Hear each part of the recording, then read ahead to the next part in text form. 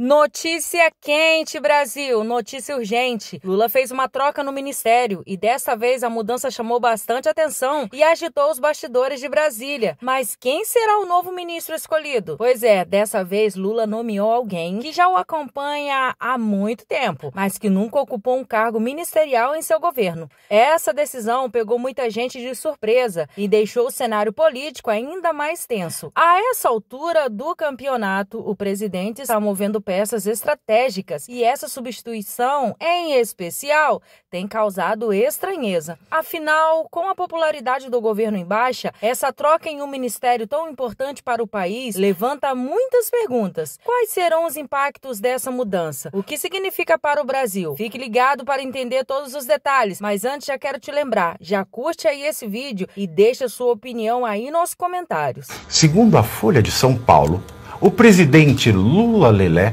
já avisou os aliados que Glaze vai assumir um ministério na reforma ministerial que deve ser iniciada na próxima semana. Glaze deve ser nomeada ministra da Secretaria-Geral da Presidência, que ocupa um gabinete dentro do Palácio do Planalto e tem, entre suas atribuições, a relação com os movimentos sociais. Hoje, a pasta é comandada por Márcio Macedo. Se Gleisi Hoffmann for confirmada no primeiro escalão do governo, ela estará no núcleo do Planalto, participando das decisões centrais, ao lado do ministro da SECOM, Sidônio Palmeira, e do ministro da Casa Civil, Rui Costa. E da Janja. E da Janja, é claro. Mas elas vão se engalfinhar lá dentro? Existe essa possibilidade? O Lula negou hoje na entrevista. Ele negou o quê? Não vi entrevista. O presidente Lula disse hoje em entrevista que ele não conversou com a Glaze, não falou sobre esse assunto, e o dia que ele mudar, se ele tiver que mudar ministros, ainda comentou essa, ele vai falar pessoalmente com a imprensa e vai fazer. Então, agora vem a pergunta, você confirmado. acreditou no Lula? Essa é uma pergunta importante, você acreditou no Lula? Olha, é difícil acreditar num governo que já fez tantas promessas e não cumpriu. Olha, o Lula, ele acredita ainda, não só o Lula, mas quem o cerca, eles acreditam ainda que o problema não é o produto. Eles acham que o produto é ótimo e que tem que mudar só a embalagem. Então ele coloca um ministro publicitário na SECOM e talvez trazendo a Glaze, que é uma das atribuições dessa secretaria são os movimentos sociais. Talvez ele ache que Glaze vai conseguir encher a rua quando ele passar, né, com os movimentos sociais, não sei. Em mudar a embalagem. Ele está vendo o problema, né? É levar a Glaze, primeiro ele leva o pitbull. Ele coloca uma ordem interna. Ou seja, que ele vê que aquilo pitbull aquilo tá uma esculhambação. Ele dá chega pra lá na Janja. Igual o Lulu da Pomerânia, né? Mas não tem, mas mesmo assim, ela é aquela. Ele chega pra lá na Janja. Porque a Glaze não se dá bem com ela. A Glaze critica o Haddad direto.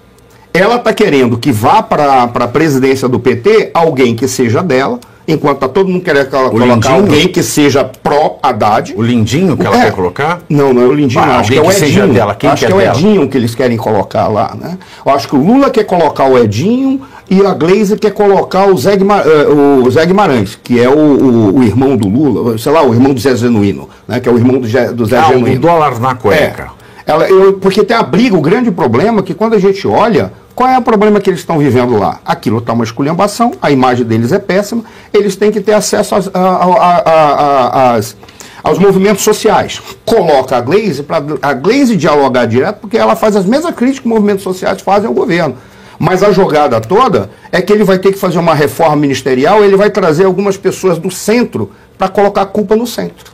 Essa que é a jogada. Sabe o que eu acho mais sacana? Ele vai colocar uma mulher hétero, branca, rica. Parece o Paulo Gustavo com a Senhora dos Absurdos, né? Eu sou branca, rica, hétera e descendente de alemão, para falar com o movimento social. Mas ela tem Que movimento social? Esse Nós é o temos hoje essa ultrarrotulagem. Ele tinha que colocar uma mulher trans ou um homem trans, não é, que não seja branco, descendente de povos originários, para falar com os movimentos sociais. Vai colocar uma mulher hétera, branca, rica, toma uns 3, 4 cafés de manhã, de tão rica que ela é, e descendente de alemã. Mas Pavinato, por uma situação que está a esculhambação do governo dele, ele precisa colocar uma stalinista lá. A Gleisi é estilo governo Stalin. Ela não conversa, ela não dialoga, ela segue a risca daquilo que é decidido no pequeno comitê, e aquilo ela vai e impõe, mas que veja, para ela, olha que coisa curiosa, ela foi capaz de, mesmo tendo desafeto com a Janja, ela foi capaz de defender a Janja para e tem mais pessoas, dizendo, não, isso é coisa da a Gleisi, ela é não adepta do corpo livre. Olha o que ela fez com o nariz. Isso é uma crítica a pessoas com nariz imperfeitos. É verdade. Mas teve uma coisa que chamou a atenção na entrevista de hoje, quando o presidente Lula fala sobre a presidente do PT, Gleisi Hoffmann. Falou primeiro o seguinte, que ele articulou a ida para a presidência do PT da Gleisi Hoffmann quando ele estava preso. Então isso a gente geralmente vê, né? Muita gente na cadeia vem articulando coisas, né? A gente tem lutado contra isso, mas nesse caso ele disse que articulou a ida da Gleisi Hoffmann para a presidência do PT enquanto ele estava preso. E disse mais, que aqueles que reclamam que a Gleisi Hoffmann é muito radical, ele diz que ela está no papel dela de ser radical porque ela é do PT. Se ela não fosse radical, ela teria que ser do PSDB. Mas é isso. Mas então eles eles confirmam que é a extrema esquerda, então. Radical, sinônimo de extremo, sinônimo de fundamentalista, sinônimo de fanático. Eu não sei se ela é fundamentalista.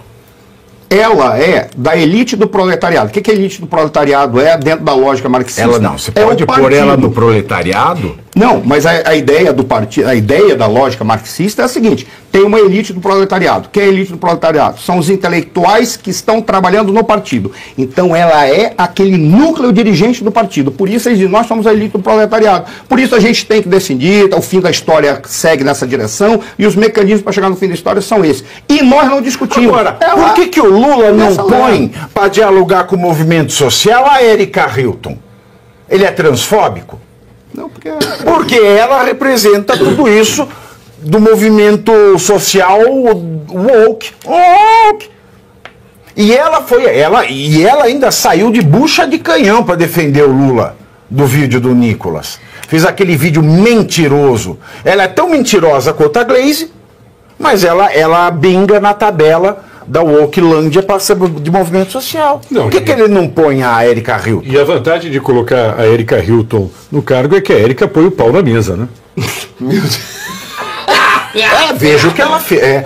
Vejo o que ela fez com o Nicolas. Ela bateu de frente. Ela enfrenta. Bateu de frente. Agora, bateu de frente. Você me deixa numa situação muito desconfortável. Agora você vai me... Não, pau não é uma coisa que me deixa desconfortável.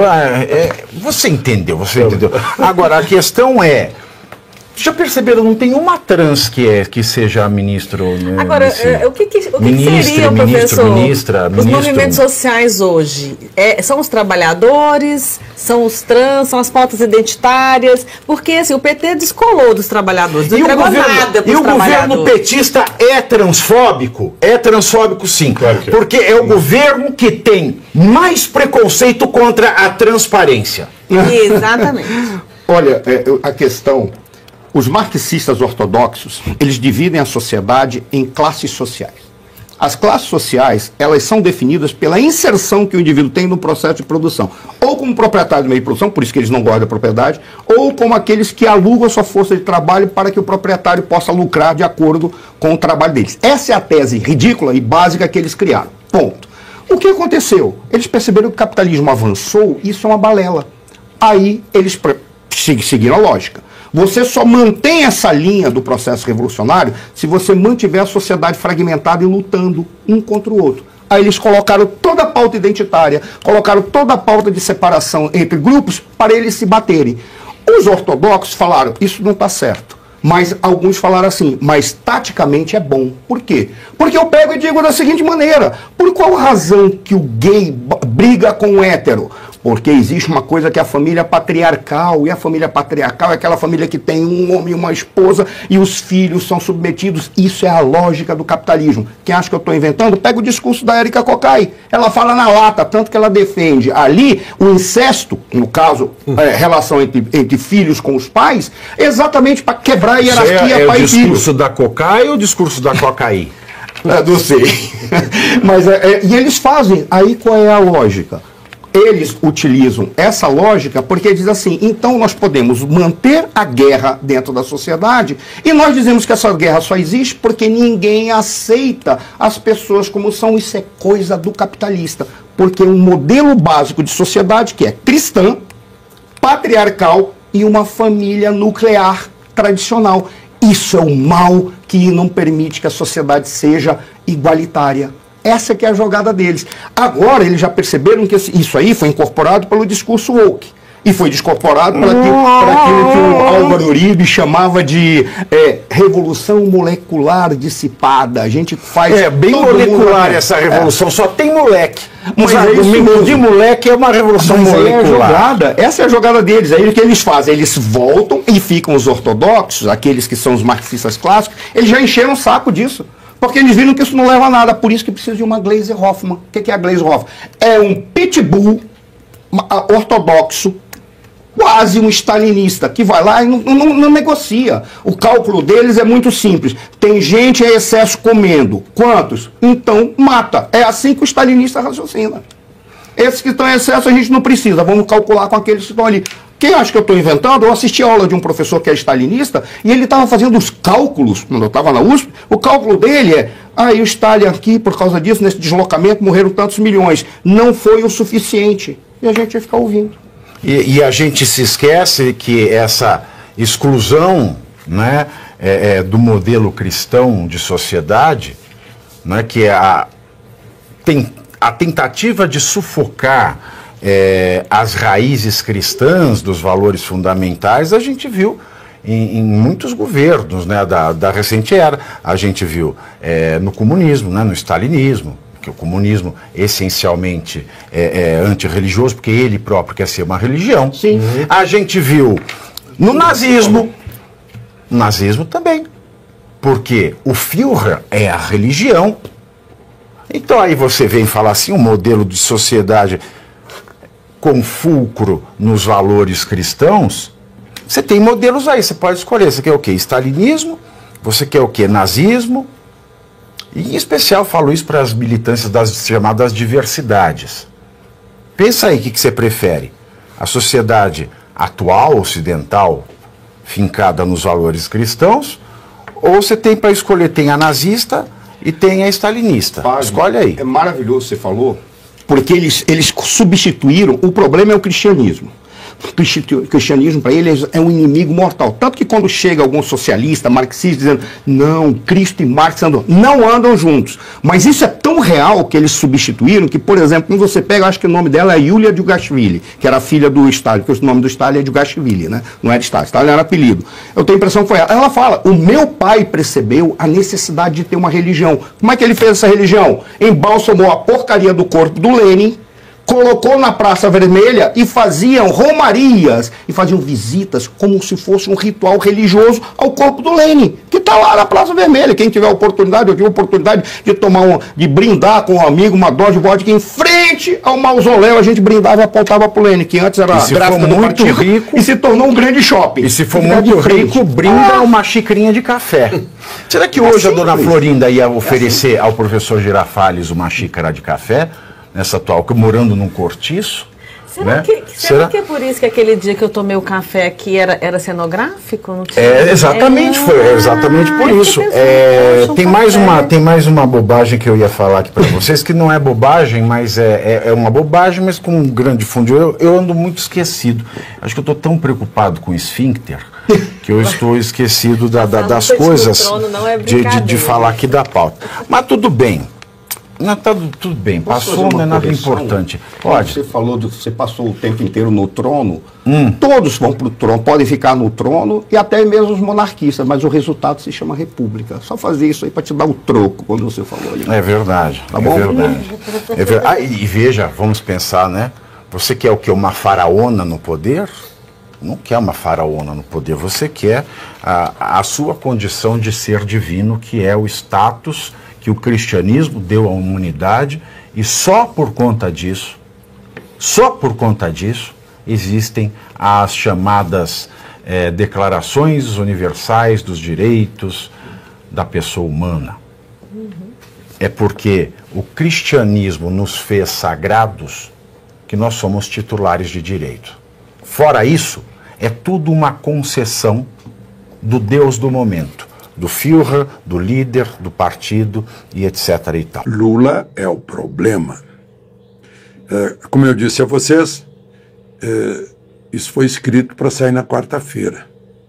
Só que na quinta, Lula deu uma entrevista que muda um pouco a expectativa do texto, que começa assim: já estão no noticiário as especulações sobre a troca de ministros. Aí eu abro um parênteses para dizer que Lula, na quinta-feira, deixou assim meio desanimada a expectativa de reforma ministerial. Parece que ele desistiu, acha que vai se desgastar com o Centrão, talvez, não sei. Bom, mas o texto dizia isso e dizia que só 2 não são trocáveis: o do Gabinete Civil, Rui Costa, o ex-governador da Bahia, e o da Fazenda, Fernando Haddad, ex-ministro da Educação. Só isso já deixa o governo paralisado pela expectativa da multidão de ministros recém-saída da reunião na residência do Torto, onde ouviu o presidente dizer que é preciso baratear a mesa do trabalhador. Pois é, e agora está dizendo que está gostando de todo mundo no ministério. E essa mesa barateada aí, claro, já está sem a picanha, agora não chega nem uma laranja para sobremesa. Mas aí, pelo menos um ele já trocou. Ele já trocou a agência oficial de propaganda, né? Saiu Paulo Pimenta, voltou para a Câmara, onde ele tem responsabilidade pelos seus eleitores, que o elegeram para ser deputado, representante deles, e não para ser empregado de Lula. E entrou o marqueteiro Sidônio Palmeira. Aí eu digo aqui, não vai adiantar nada. Nem adiantaria tirar Haddad e botar Paulo Guedes, porque Lula continuaria considerando gasto como investimento. Ele disse isso na entrevista depois, que ele não vai cortar nenhum investimento, mas gasto ele vai cortar. Só que ele considera gasto investimento, então não vai cortar gasto este ano. Como continuará achando que é erro de comunicação. É erro de comunicação, não são erros. Não é erro do governo, é erro dele, que ele centraliza tudo. E ele acha que propaganda é sempre a solução, o palanque é sempre a solução, né? Aliás, aí eu digo aqui, o governo não precisa de propaganda. Basta oferecer bons serviços de saúde, de ensino, de segurança, de saneamento básico e cumprir promessas. A desaprovação do governo é cada vez mais ampla, já em 4 pesquisas. Mais ampla que a aprovação. E é o próprio Lula que causa isso ao criar expectativas, como a da picanha para todo mundo, fim de semana picanha com a cervejinha, ou da viagem aérea para os pobres, todo mundo ia viajar, né? O aeroporto ia virar rodoviária, né? Aí eu digo que quem não consegue sequer chegar à laranja e votou em Lula à espera de vida melhor, agora sente raiva quando o bolso e o estômago reclamam. E aí eu ponho nas entrelinhas que agora sente raiva também quem não votou no Lula, que sente raiva de quem votou no Lula, né? 4 pesquisas recentes mostram a desaprovação subindo e a aprovação caindo. No Nordeste, despencando. A aprovação era 67%, baixou para 49%. E aí vem a lembrança de Lula contando que mentia sobre os números, que nem o Jaime Lerner acredita, né? Aquela história que ele dizia, basófia, assim, olha, a gente fala em 20 milhões de meninos de rua, e o Jaime Lerner, mas Lula, se tivesse 20 milhões de meninos de rua, a gente não ia continuar na rua. Aí disse, não, a gente chuta e todo mundo acredita. Ele conta isso como vantagem. É o esperto brasileiro, né?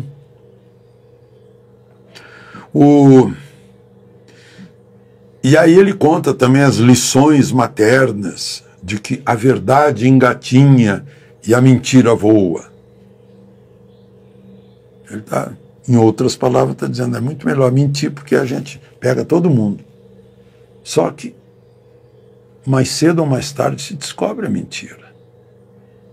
E aí vem a frustração e a raiva. A credibilidade que ainda restava nos eleitores se esvai. E o real se desvaloriza. Porque o mercado e investidores já não apostam em correção do desequilíbrio fiscal. Ele, na entrevista de quinta-feira, disse, não, o déficit foi só de 43 bilhões. Bilhões, 43. Isso é só 0,11 décimo do PIB. É uma medida, né? Mas é o desequilíbrio que provoca a inflação, que faz com que o governo sem recursos, gastando muito, tome dinheiro no mercado e tenha que pagar juros para remunerar esse dinheiro, porque senão ninguém vai comprar os papéis do governo, e aí todo mundo paga o juro, tanto que o Copom agora botou mais 1 ponto percentual sobre a taxa básica, e isso vai aumentar os outros. Não adiantam jargões de fantasia como o tal arcabouço. Isso ninguém vai encontrar em livro de economia, arcabouço. Vai encontrar até em livro de física. A gaiola de Faraday, por exemplo, é um arcabouço, né? No tal arcabouço criado para disfarçar que o governo Lula estava dispensando o saudável teto de gastos instituído no governo Temer.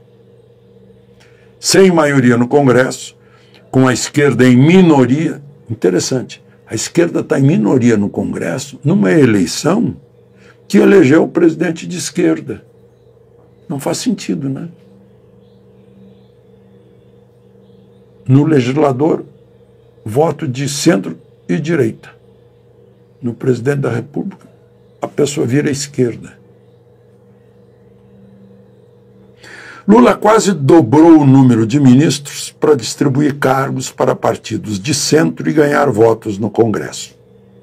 A mesma estratégia que repete com liberação de emendas toda vez que precisa de votos parlamentares.